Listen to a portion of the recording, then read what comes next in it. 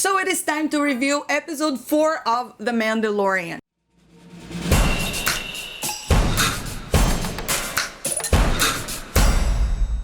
What's up, everybody? Today I'm here to talk about The Mandalorian episode 4. It is called Sanctuary, and I just finished watching, actually. And first I will start this review with just my overall thoughts, just in case if you haven't had a chance to see it yet. And when I get to the spoilers, when I'm talking about the plot, I will let you know. Anyways, overall I thought this was a pretty good episode, but not as good as the other ones. In fact, to me it was the weakest, or the ones that let's say I enjoyed the least, and that is mostly because I thought it had some pacing problems. Even though this seems kind of a bigger episode, you know, there's a lot of like explosions and things like that, so it did feel bigger, but at the same time I think the pacing was a little bit weird. I also did not like the music in this particular episode. It felt very cheesy, very I don't know, something was off with the music there. I wasn't as engaged. However, we do have a lot of Baby Yoda, which he always makes everything so much better. He's kind of still very cute. His interaction with the Mandalorian is very fun to watch. And this was Bryce Dallas Howard debut as a director, I'm pretty sure. Or if not, at least in the Star Wars universe. And I don't think she's a very experienced director. I think she did a pretty good job. The episode is solid, but it wasn't as strong as Deborah Chow's latest episode. That one was perfect in my opinion. So overall, I would say that out of a 10, I would give this episode around 7.5. So it's good, but it could have been better. I also had problem with a few of the acting was a little bit off in my opinion. I didn't buy it. A lot of the characters was just, I don't know. This is also an episode where you have a lot of humans and less aliens. I don't know if that's what made it feel less like Star Wars in my opinion. But at the same time, in the Star Wars universe, there's always humans there. But I don't know, it just something was a little bit weird. I think it was mostly the music. I couldn't like the music, just felt so cheesy for me. It felt like a regular TV show. It didn't feel like that Star Wars universe. But like I said, it's still worth checking out. I think it's still driving the story forward. It's still establishing that relationship of Baby Yoda and the Mandalorian. It's pretty cool. There's also some revelations about what's going on with, after the fall of the Empire, which I thought was pretty cool. And this is also the episode where Gina Carano's character is introduced, and I actually really enjoyed her. Her name in the series is Cara Dune, and she's a pretty badass. I think it's what all of us expected. And there's some pretty cool fight scenes. I really enjoyed that. If you don't know, she is a legit real fighter, so it was enjoyable to see her doing those things. Also, this really felt like a Seven Samurai Kurosawa film. If you haven't seen that movie, it's all about, I mean, I'm not gonna say anything about the story, but it really felt a little bit like, it reminded me a lot of a Kurosawa film, Seven Samurai. But anyways, guys, this is about what I can say without spoiling. So if you haven't seen it yet, thanks for watching, and come back here later and let's talk about it once you've seen the episode. Okay, so now let's talk spoilers. So the story starts with these farmers being attacked by the bullies. It was a little bit dramatic, and I don't know, the acting was a little bit off in my opinion, but okay, it established what's going on. And then we jump to the Mandalorian with the Baby Yoda, and they have a very cute scene where he's playing with buttons inside his ship, and it's pretty cute, and he just like, stop that, don't press that, and then he ended up moving him this side, and that was pretty cute. I really enjoyed that. And basically he just established we need to find a place, to lay low somewhere where no one will be looking for us, and that's how they end up in this farmer's location. But when he gets there, he first goes into this let's say sort of a cantina, and that's where he runs into Cara Dune, which is Gina Carano's character. Now, while he's ordering food for Baby Yoda, there is this lady that is talking to the Mandalorian. I thought the acting there was a little bit off. That's the one thing I was like, oh, it doesn't look, I don't know, it was just weird. But anyways, so he see Cara Dune, And then she just disappears while this lady is distracting him, and he just goes outside to look for her. And first I was like, why, what's going on there? And then he finally encounters her, and they have a really cool, awesome fight. And it's always cool to see her fighting. I mean, if you don't know anything about her, she's a legit MMA fighter, and when I look at that woman, I believe that she could beat anybody. Seriously, like she seems very strong. I mean, she definitely knows how to fight. So they have a one-on-one fight, and she beats the crap out of the Mandalorian, but at the same time they end kind of in the same page. So I didn't think that it was just like, okay, you lose, you win, but she definitely has skills that are on par with the Mandalorian. So I really enjoyed that. And the end scene of that fight was really cute, where they're just pointing the gun to each other, and Baby Yoda just sippy soup and just like enjoying enjoying the fight. It was pretty cool. I enjoyed that. But then in my mind I was like, why are they fighting? And then the explanation comes next. She thought that he was a bounty hunter there after her, and that was the reason why they were fighting. And then he learns that she's a soldier, and basically she tells him, this is my place where I'm hiding, you need to go.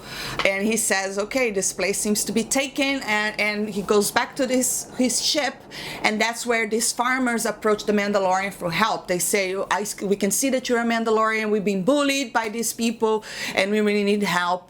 And he only agrees to help because the farmers say that the place is kind of hidden, like nowhere. He needs a place to stay with Baby Yoda.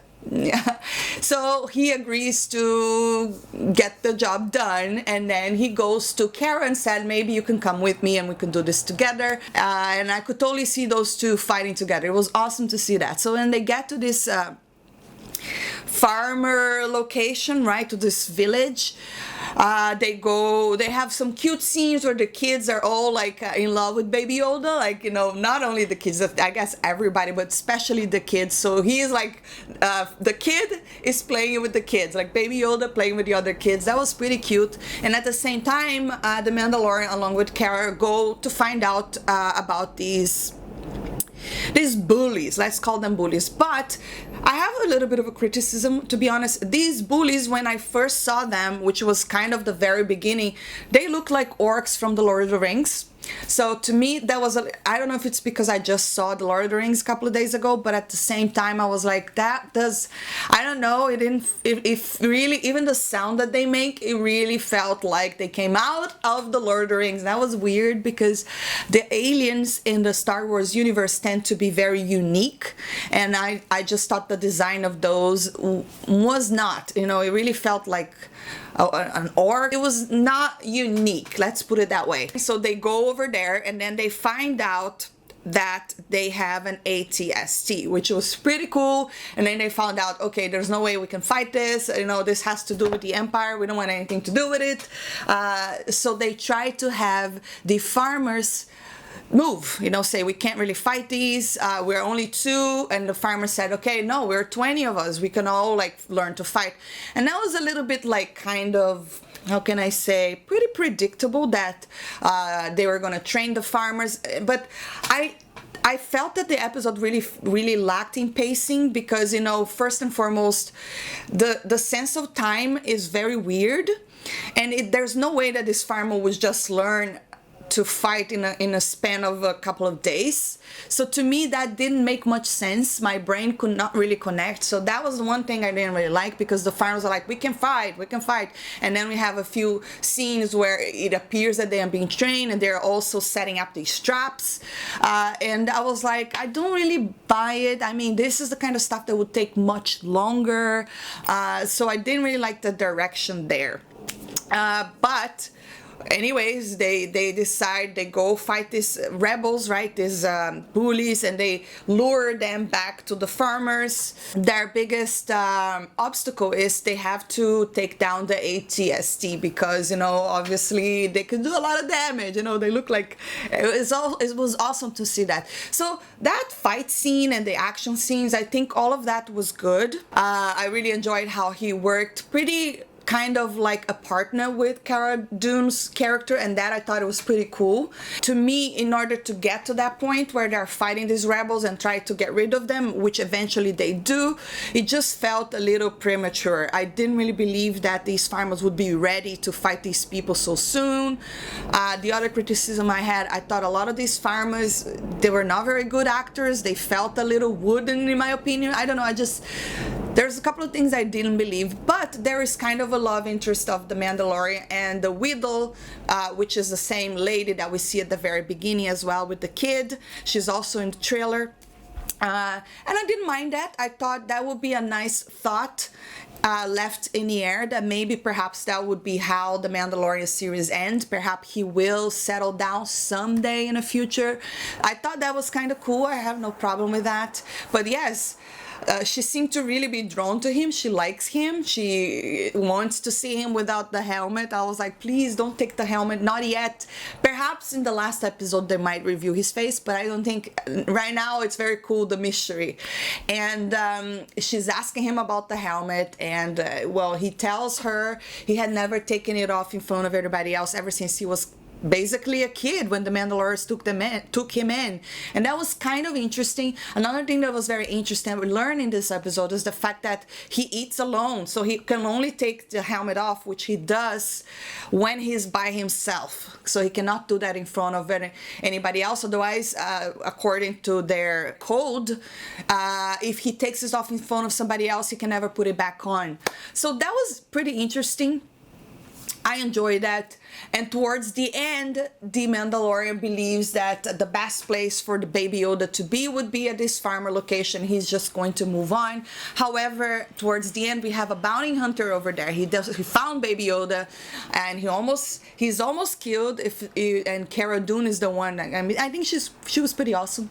She was the one that saved Baby Yoda this time, and the Mandalorian now knows that Baby Yoda is basically not safe anywhere as long as, you know, he's a target, so he needs to stick with him.